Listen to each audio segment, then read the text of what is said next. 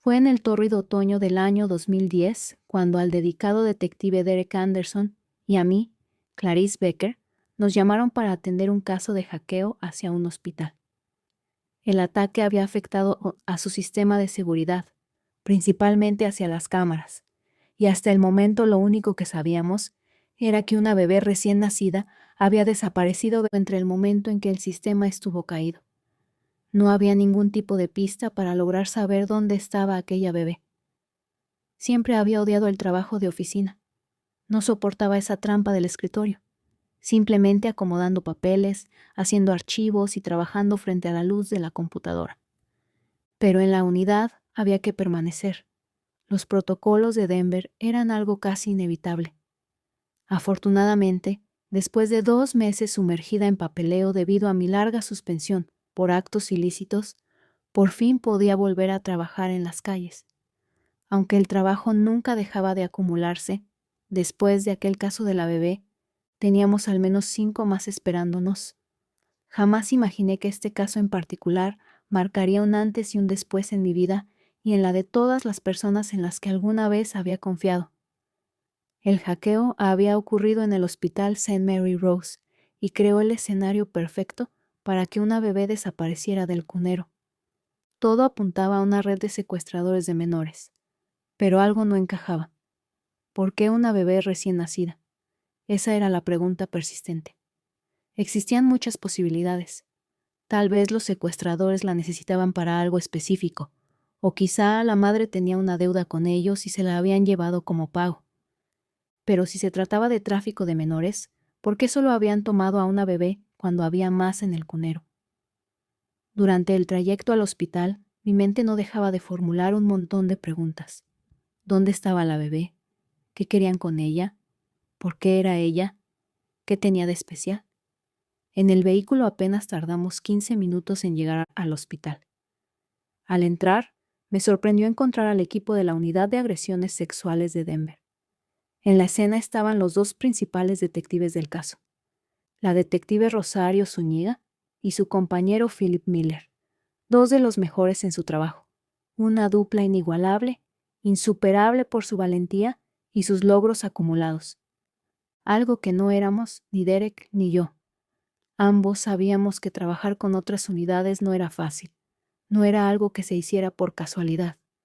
Además, era emocionante trabajar con expertos cuando nosotros apenas comenzábamos a tener logros. Nos sentíamos inferiores ante ese equipo, pero su presencia ahí no era casualidad. Aunque la duda seguía en ambos. ¿Por qué estaban ellos ahí? ¿Qué tenemos?, preguntó Anderson. Todo apunta a un secuestro por una red de tráfico de menores, respondió Zúñiga, activa como siempre. Aunque hay algunas dudas, solo se llevaron a una bebé. Eso lo entiendo, intervine. Pero entonces, ¿por qué su unidad está metida en este caso? No tiene nada de sexual aquí. Miller lanzó una mirada hacia mí. Detective Becker, pensé que seguía castigada por aquel asunto que la tuvo en suspensión 2 meses. Ahora ve que no es así, respondí con firmeza. Pero sigo sin entender qué relación tiene esto con su unidad. Zúñiga suspiró y se acomodó el mechón de su perfecta coleta recogida. La madre de la bebé es víctima de violación. Necesitábamos el ADN para vincularlo con el agresor. Me quedé inmóvil al escuchar la respuesta. ¿Habría sido el padre quien se la llevó? Era casi seguro. Pero no había nada que confirmara esa teoría. Sabíamos que esto no se había hecho por amor ni por desesperación, sino por poder, por el control que el agresor creía tener sobre la madre. Aquella chica de 15 años, apenas una niña, ahora enfrentaba la desaparición de su hija. Sería su tormento, su preocupación constante hasta que la encontrara. Y hasta que eso pasara, él ya habría ganado. Quería demostrarle que nunca podría librarse de él, que siempre tendría su control en su cabeza, que, a pesar de todo, en su mente él siempre estaría ganando. Intenté volver a la conversación, pero de repente llegó una enfermera. Se acercó con su bata limpia y en perfecto estado. Detectives, ya pueden ir a poder entrevistar a la paciente. Está lista. Anderson y Miller decidieron investigar lo sucedido con el sistema de seguridad, principalmente con las cámaras. mientras que Zúñiga y yo fuimos designadas para la entrevista. La razón era obvia. Ambas éramos mujeres jóvenes, y probablemente la víctima se sentiría más cómoda con nosotras. Pero, ¿realmente importaba? Si en 9 meses de embarazo no había querido hablar con la unidad de agresiones sexuales, ¿qué diferencia haría una cara nueva? Esa pregunta resonaba en mi mente. No quería sentirme inútil al lado de Zúñiga. El hospital olía a desinfectante y a látex. Era demasiado limpio para pensar que una bebé había sido secuestrada ahí. Zúñiga y yo entramos a la habitación con paso firme pero medido. Ahí estaba Samantha Reed, la madre de la bebé desaparecida. Su cuerpo se veía frágil, enfermizo entre las sábanas blancas que la envolvían. Su piel tenía un tono pálido, casi frío, pero se notaba que su mente estaba lidiando con algo que ni su cuerpo podía soportar. Ambas nos acercamos lentamente, evitando movimientos bruscos para no afectar más a la paciente. Sabía que los traumas dejaban cicatrices invisibles, y no quería que se sintiera más acorralada de lo que ya estaba.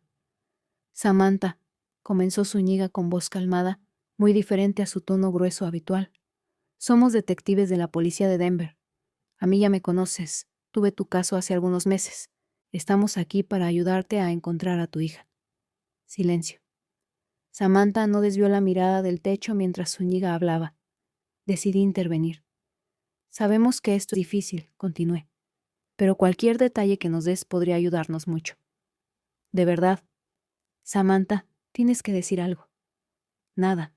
Me sentí incómoda ante la quietud de la habitación.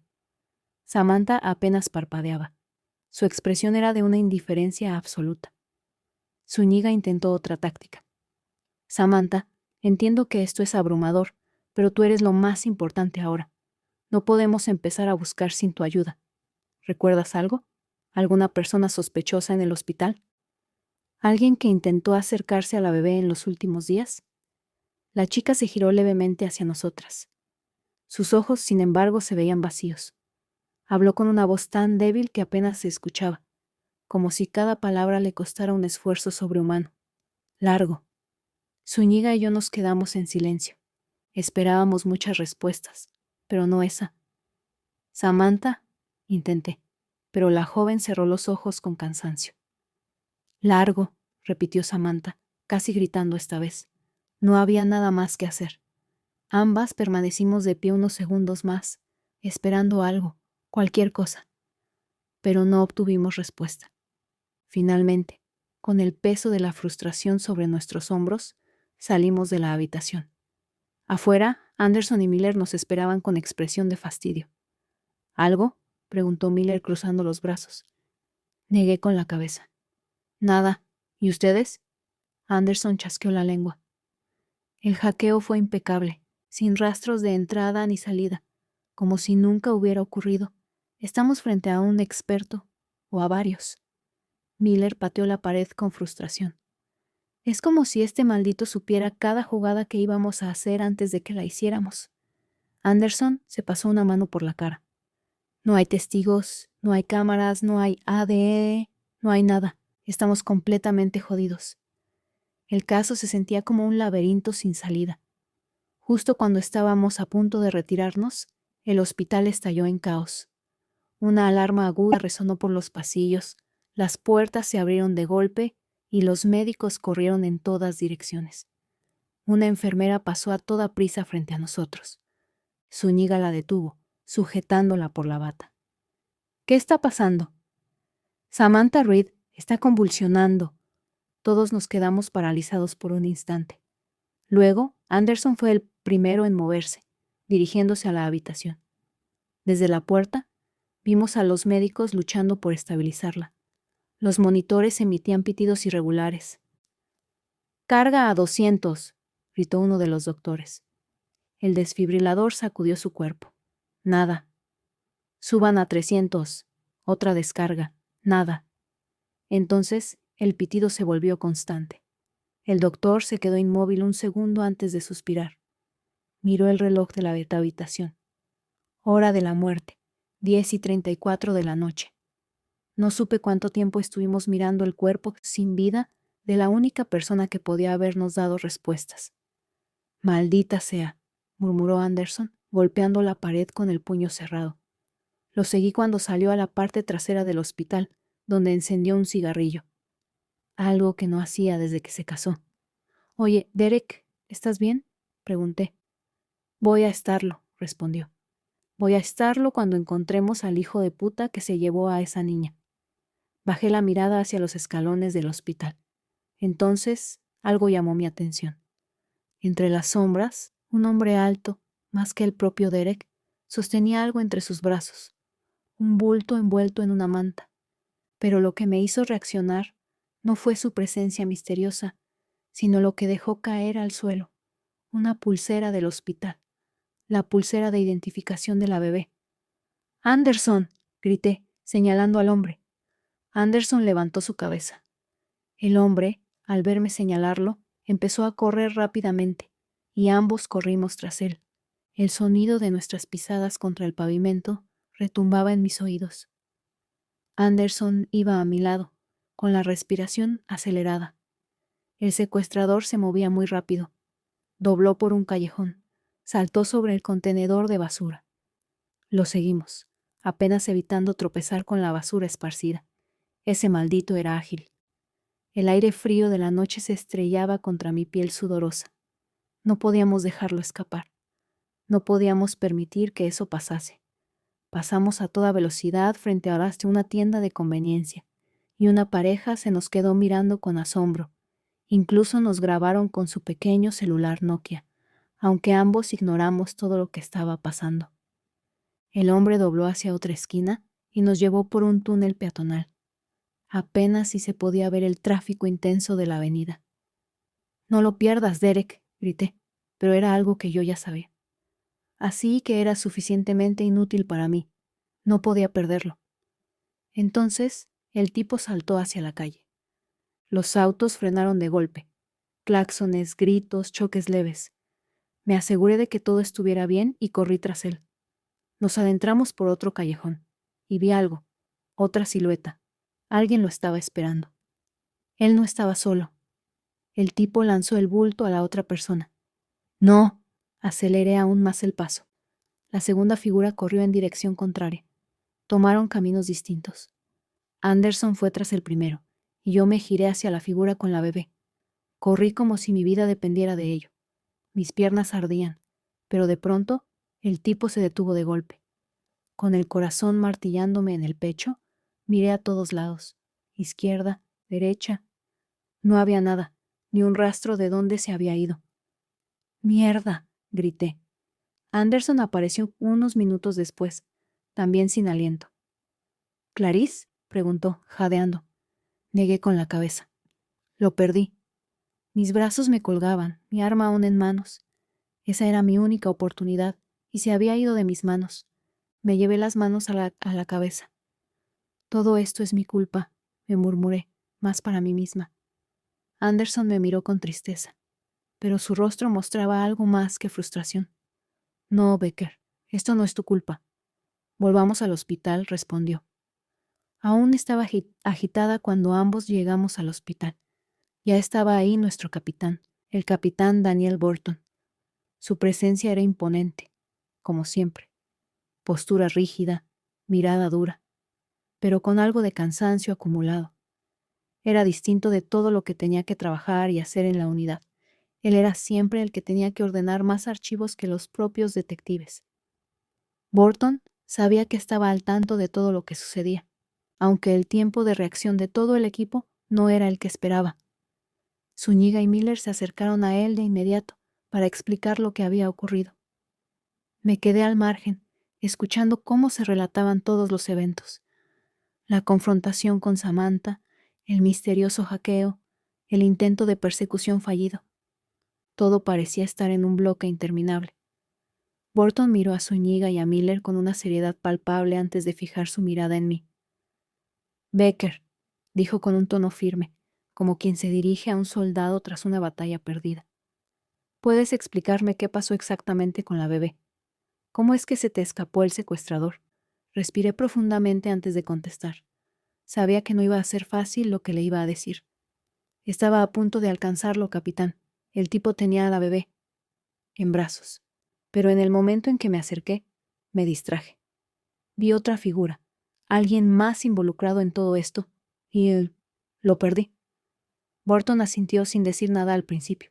Sabía lo que había dicho, pero también sabía que no era suficiente. Nadie podía entender cómo me sentía.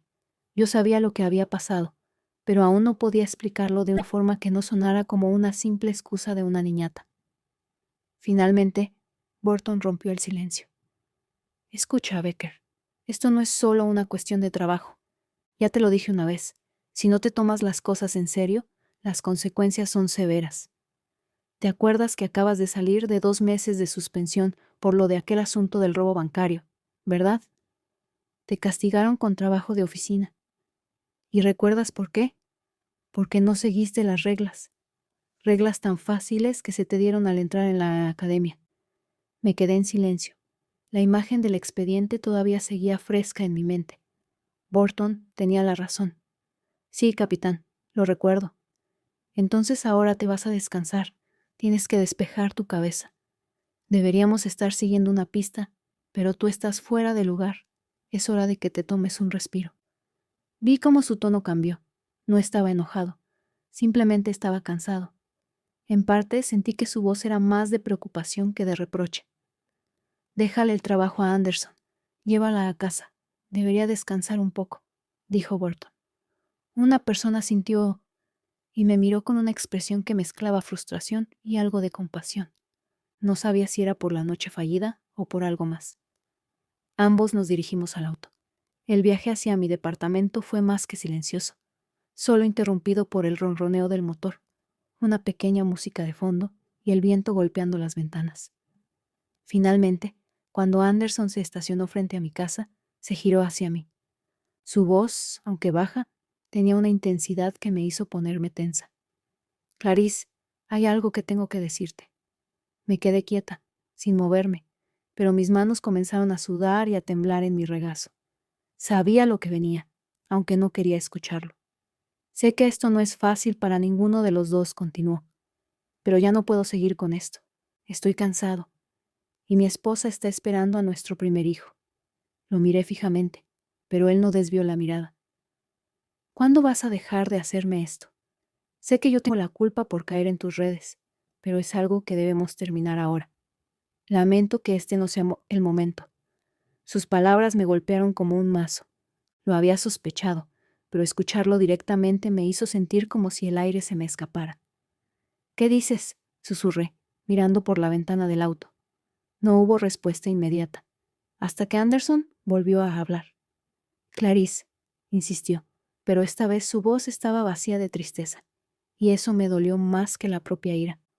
Apenas suspiré y bajé la cabeza, sintiendo el peso de todo lo que había estado ignorando. Lo siento, Derek. Esto no era lo que pensaba que era. No era lo que pensaba que queríamos. No dije nada más. Simplemente asentí, aunque mi mirada estaba vacía. Lo sabía. Había llegado el momento de enfrentar mi realidad. Al entrar a mi apartamento, el sonido del aire acondicionado llenó el vacío. La luz tenue me envolvió en una sensación de solitaria calma. Me dejé caer sobre el sofá, mirando al techo. ¿Por qué no es suficiente? El timbre del teléfono me sobresaltó, pero no tenía ganas de contestar. Mi mente estaba llena de dudas, de cuestionamientos sobre lo que había sido y lo que había perdido. ¿Era esto lo que yo había soñado desde que era una niña pequeña? Siempre había querido ser alguien importante, alguien que marcara la diferencia, que tuviera un propósito claro. Y ahora, aquí estaba, sintiéndome completamente vacía. El trabajo que siempre había sido mi refugio, ahora me parecía algo inalcanzable, algo sin importancia, algo que simplemente llegaba, y cuando terminaba, me iba a casa. No importaba cuántas veces lo intentara. Las piezas del rompecabezas seguían sin encajar. No es suficiente, murmuré en voz baja, y la pregunta siguió resonando en mi cabeza. ¿Cuándo había dejado de ser suficiente para mí misma? Las semanas pasaron rápidamente para todos los demás, pero para mí parecían cientos de miles de años.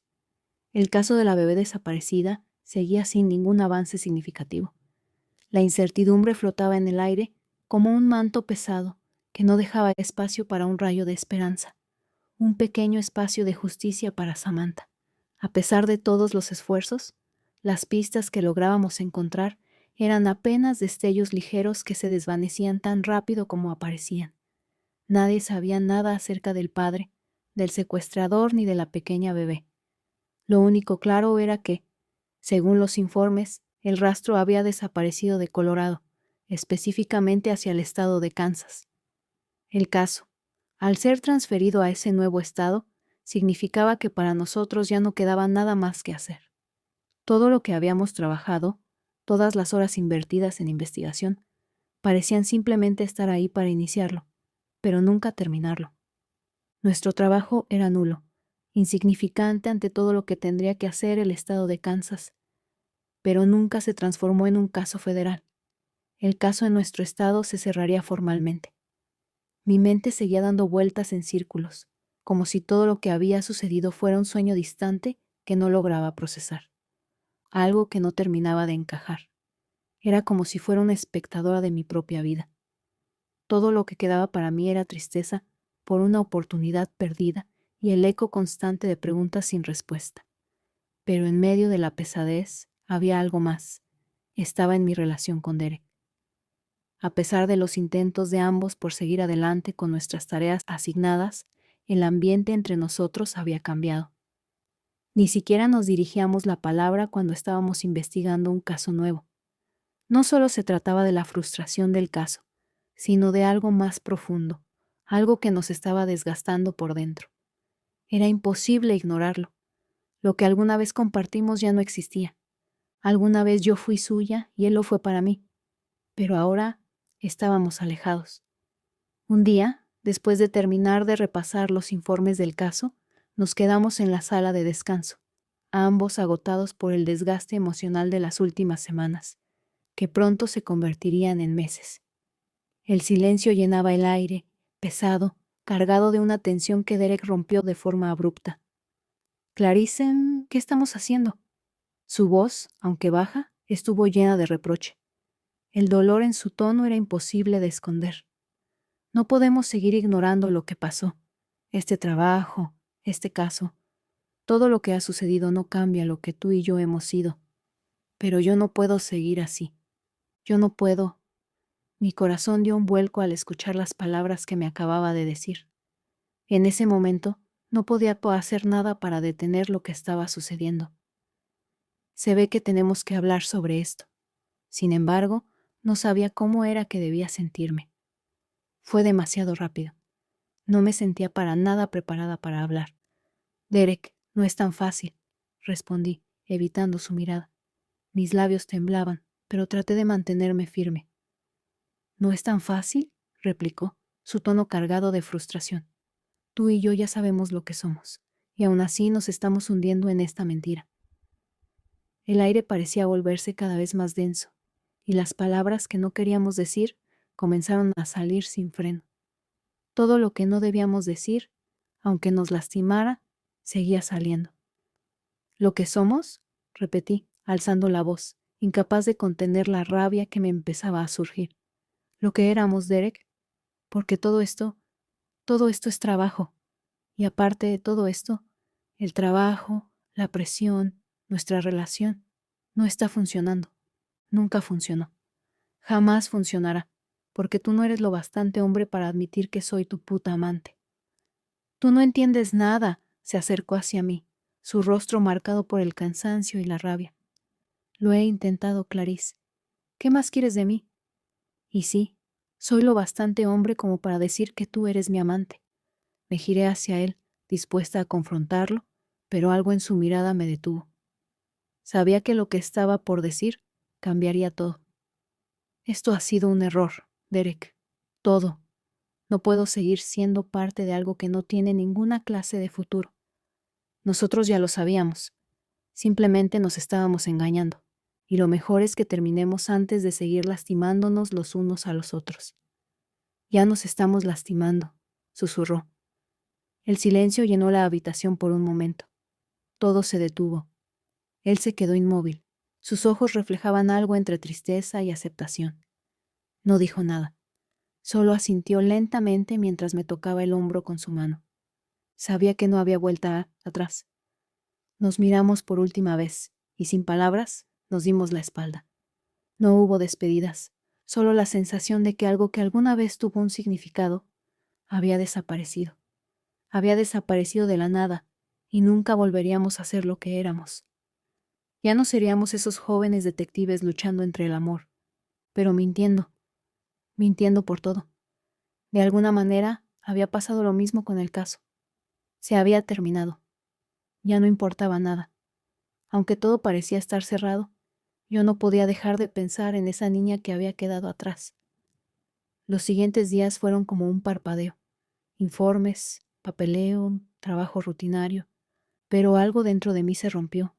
Ya no tenía las mismas ganas de seguir esforzándome en el trabajo como antes. Ya no tenía ningún propósito, ni vida.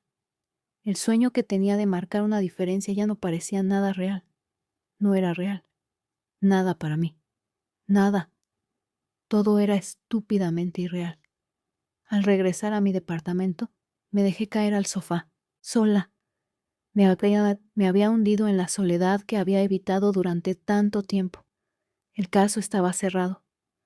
Mi relación con Derek estaba perdida, y yo no sabía qué hacer con el futuro que se abría ante mí. Seguía siendo joven, seguía con ganas de seguir trabajando, pero mi cuerpo ya no quería, mi mente ya no quería. ¿Qué quedaba ahora para mí? Mi respuesta en ese momento simplemente fue: no queda nada más.